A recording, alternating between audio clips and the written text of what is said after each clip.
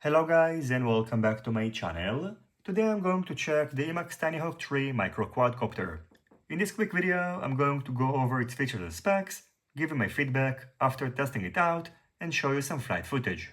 First of all, in terms of packaging, the Emax TinyHawk 3 comes inside a carrying case, and inside, along with the quadcopter, you are getting an Emax branded 450 mAh 1S LHV battery that is using a PH 2.0 plug, a USB charger that is going to enable you to charge both 1S and 2S LHV and LiPo batteries, a spare set of Emax Avan 40mm propellers, and a bag that contains a small Phillips screwdriver, some spare screws, and 2 spare rubber bands that are used for securing the battery on the bottom of the drone. As for its specs, the Emax TinyHawk 3 features 0802 15,000 kV motors, an all-in-one F4 flight controller that features an integrated 5A BLLES 4-in-1 ESC, a 37 channels VTX that has a maximum output power of 200 mW, the Runcam Nano 4 FPV camera, and a PH 2.0 battery plug with a pre-soldered capacitor that is using solid pin headers.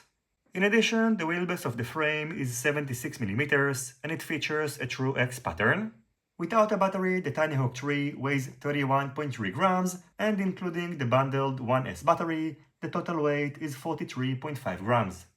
As for setting up the TinyHawk 3, here you can see a quick overview of the default Betaflight settings, which are as always included down below. The flight controller features a built-in SPI-RX Frsky receiver, so you'll need to set it to either Frsky D, which stands for Frsky D8, or Frsky X, which stands for Frsky D16 protocol. In addition, the TinyHawk 3 is pre-tuned for you, and you can set the rate profile to either rate profile number 1, which is intended to be used by beginners, or to rate profile number 2, which is suitable mostly for advanced pilots. The next thing that I've done is to test the Emax TinyHawk 3 both indoors and outdoors, and overall after testing it out I can tell you that in my opinion it is going to be a good option, especially for beginners, as it is relatively easy to fly, the frame is flexible so it is not going to break easily in case of a crash, and even when you advance you will still enjoy this quadcopter as you will be able to adjust the rate, so you'll be able to perform acrobatic maneuvers, and you can also adjust the camera angle so it can actually get pretty fast. As for flight time, using the included 1S battery, you can expect between 2 to 4 minutes of flight time depending on how you fly, so it is much lower than the advertised flight time of over 6 minutes. As for its downsides, in my opinion it is a little bit pricey, as the basic package of the TinyHawk 3 without a radio controller and a set of FPV goggles cost about $168, so there are cheaper options in the market. It is also not very quiet for a 1S swoop, and you should note that these propellers are not very durable, so in case you're going to purchase this quadcopter, I recommend to purchase at least 2 more sets of these propellers.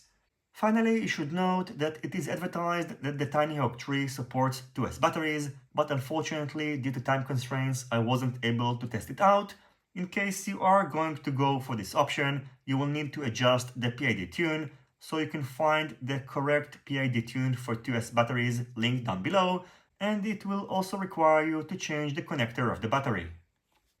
Anyway, that's going to do it for my quick review of the Emax TinyHawk 3. And now I'm going to wrap up this video with some flight footage. As always, I thank you for watching my video, I hope you enjoyed it and you find it useful. If you have any questions, feel free to ask them in the comments section down below. Don't forget to leave a thumbs up if you like this video, and consider subscribing to my channel and hitting the notifications bell if you're not already subscribed. See you on my next videos, and goodbye.